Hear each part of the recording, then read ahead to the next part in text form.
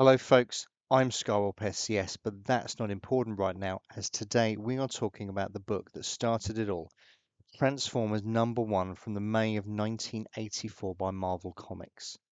Fresh off another Hasbro collaboration, their G.I. Joe title, the first thing that draws you in is the #1 in a 4-issue limited series banner which is emblazoned across the top.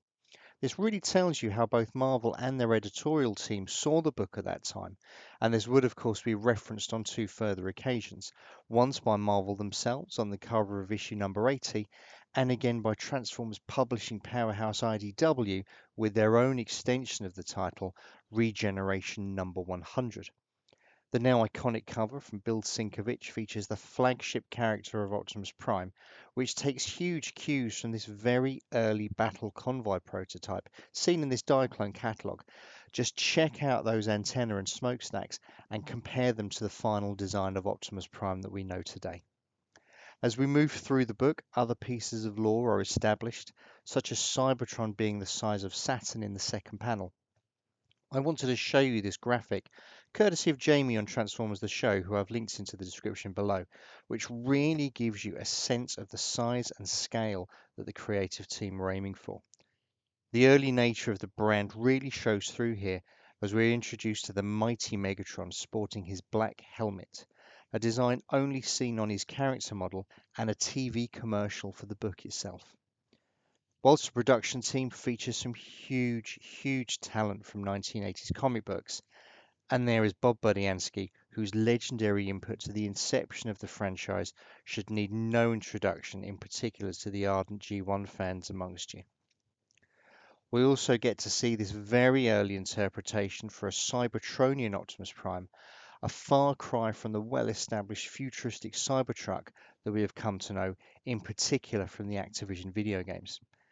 And to give you an idea of what early sources the design team were working with, we have this incredibly toyetic Jazz, and in a departure from his cartoon persona, a talking Ravage, and alongside an arc that is far from the final orange version that we all know today. The toy references continue throughout the book, with this Ratchet Ironhide battle platform being used as ordnance, and the boarding party onto the Ark also features a bot I've always wanted a retcon into the first appearance of Nemesis Prime, but that may be trying to forgive one art error too many. The writer really leans into Prowl's toy bio here and his function as a military strategist, although it would appear that Optimus completely disregards his tactical advice and falls back on a contingency plan of his own, which leads us to the classic story point of no less than 4 million years later and a wrecked Ark embedded into the side of a mountain. I do find the urge on this panel to say explore, explore is pretty hard to resist for the ardent G1 fans amongst us, and we see our first Earth mode vehicle in the form of what becomes a future Decepticon Seeker. And further toy accurate references as we see the combat deck from Optimus Prime, not once, but twice. Now, I've not been able to identify any of the robot parts in this panel, but key members of the cast are at the very least restored first. And then we come to this page, which is effectively a huge info dump with no less than 10 speech bubbles in one panel as we introduce virtually the entire roster of 1984 Decepticons. Not to be left out, the Autobots get a whopping 20 speech bubbles in one panel on this splash page, which was slap bang in the centre of the original book, along with some incredibly off-model designs, such as poor Gears here, that will be refined later in the series as it finds its feet. The lore and continuity still being established is firmly evident in its sole reference to what we now know as Teletran 1 as Auntie, and wouldn't get mentioned again until the August of 2020 in Transformers 84 Secrets and Lies issue number 2. The mechanics and engineering skills are well and truly set as we are introduced to our first human characters, the Witwickies. A long staple of the franchise in various guises, both Buster and Sparkplug will go on to play key roles in future stories, both in both the US and UK versions of the book.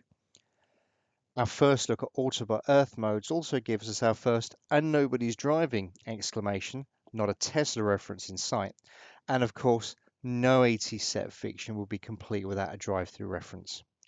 This sets the stage for our first Transformer human encounter as Kid Appeal character Bumblebee collides with Buster's car, only for a Decepticon attack to cause the pair even more problems.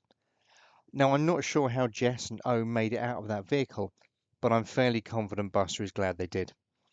We can see our first group of startled humans as our cast transforms into robot mode in front of them for the first time.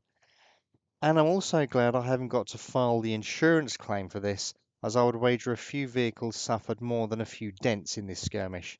And I'm not entirely convinced that Cliffjumper thought through where the downed jets would land once they fell out of the sky, collateral damage clearly not being high on his agenda. But we get lots more toy bio references, in this case both Hound and Soundwave, to make the individual character's abilities stand out, and of course to make you pester your parents for them in your local toy shop. But what else is there to do when your dad's car has been blown up by military jets than steal the one that they targeted in the first place, even though it's making odd noises and leaking a substance that you don't recognize? And let's not talk about how it started itself and you're not properly operating the controls here, Buster. So on our last page, Sparkplug is pretty much the proudest dad on earth, as he thinks that Buster is finally following in his footsteps, as opposed to turning his garage into an overnight chop shop. That illusion is quickly shattered when Bumblebee begs for help, catching both our human protagonists off guard and cliffhanger us directly into issue number 2. We're not done yet though, as a special mention needs to be made in relation to the UK covers, with this book being split across 2 issues and not seeing a release until September in that territory. Issue 1 features Optimus vs Soundwave by Jerry Paris, as Megatron wasn't yet available in the UK toy line, and Issue 2 by John Ridgway featuring Autobots disembarking the Ark and being watched by some human children. So that was Marvel Transformers number 1. Let me know if you've read it in the comments, and if you like this video, please leave a like and subscribe to the channel. If you didn't like it, leave a like anyway. After all, they're free. If you want to say hi on social media, you can find me here. So thanks for watching, and above all, stay safe.